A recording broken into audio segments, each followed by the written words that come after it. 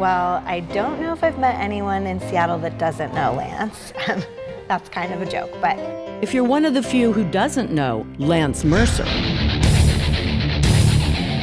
he's the Seattle photographer who captured that seismic shift in American music called grunge. And he was Pearl Jam's official photographer. Official sounds so official. It was semi-official. Anyway, you've probably seen Lance's iconic images of every notable Northwest band from the 90s in books and magazines like Rolling Stone, Spin, and Vanity Fair.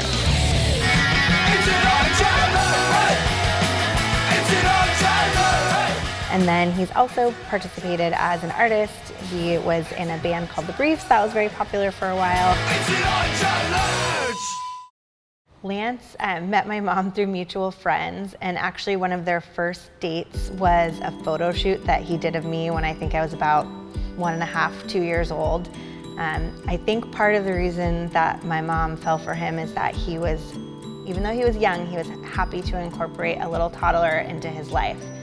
Thanks to her stepdad, Evan DeLay's childhood rocked.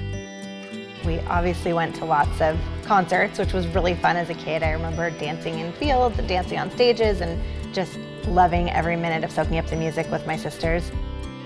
I just assumed that she was up to no good because I was a pretty wild kid. So I just, that's what I assumed, but I was completely wrong.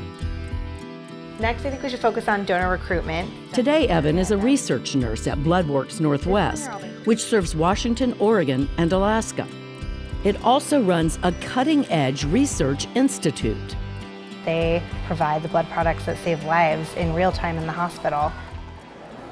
It's a world away from Lance and his years at ground zero in a grunge music explosion. Being in this, 2-foot photo pit with this sea of people behind me, I considered myself to be almost like a war photographer. The war Lance is fighting now is much different. Yeah, I had just a strange, what felt like a pulled muscle in my leg, and I went into the doctor. I thought I was going in just for a quick checkup. Tell me your name and birthday. Lance Mercer, 2014, Father's Day. That's when Lance is told he has stage 4 lymphoma, a potentially fatal blood cancer. And I remember I walked around, I stood up and I was pacing around her, and I started yelling at her that she didn't know what she was talking about. It's scary, and you, especially when you're in the healthcare field and someone in your family's going through this, you want to be able to fix it. It was really severe. I had it pretty much throughout my whole body. So for the next 5 years, Lance faces a brutal fight for his life, which includes chemotherapy, radiation, and now a stem cell transplant. Hopefully, the infusion of healthy cells along with intensive chemotherapy can start producing normal blood cells instead of cancerous ones. He was sick. He really was not feeling well. Just, really, really extreme flu-like symptoms where all you want to do is just kind of be keeled over, in the fetal position.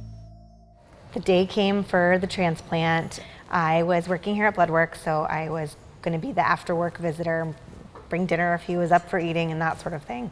And before long, Evan gets some photos from Lance. And I looked in the picture, and he said, "These are my cells getting delivered." There's Lance, but who is this? Oh my gosh, who is that delivering your blood cells? That looks like my coworker. Hey, Denise. It is. Photos show her colleague, Denise Farrer, delivering stem cells for Lance's procedure.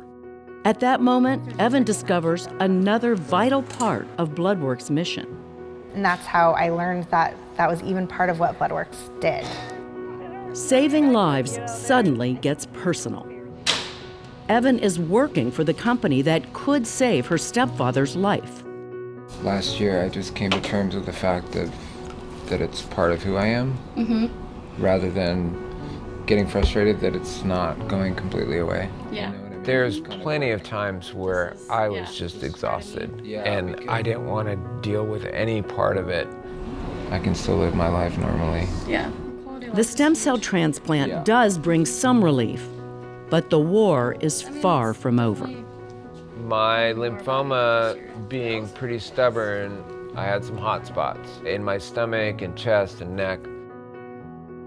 Which means a new strategy is needed to combat the cancer.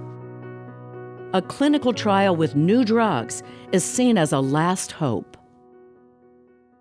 So this is the scan from right before we started your study drug. Dr. Raya Mawad is Lance's oncologist at Swedish Hospital. Today she's sharing an update on the trial and the impact, if any, it's had on the lymphoma with Lance, Evan, and her sister Mackenzie.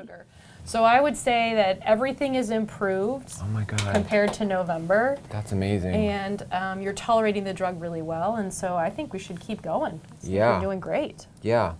That's so awesome. That's amazing. It's great. Yeah. I was kind of in shock, to be honest. Like, I can just be normal and just kind of go about my life now. Lance and Evan are telling his story, hoping to inspire others to give the life-saving gift of blood. I don't know how else to say it, but without it, people won't survive.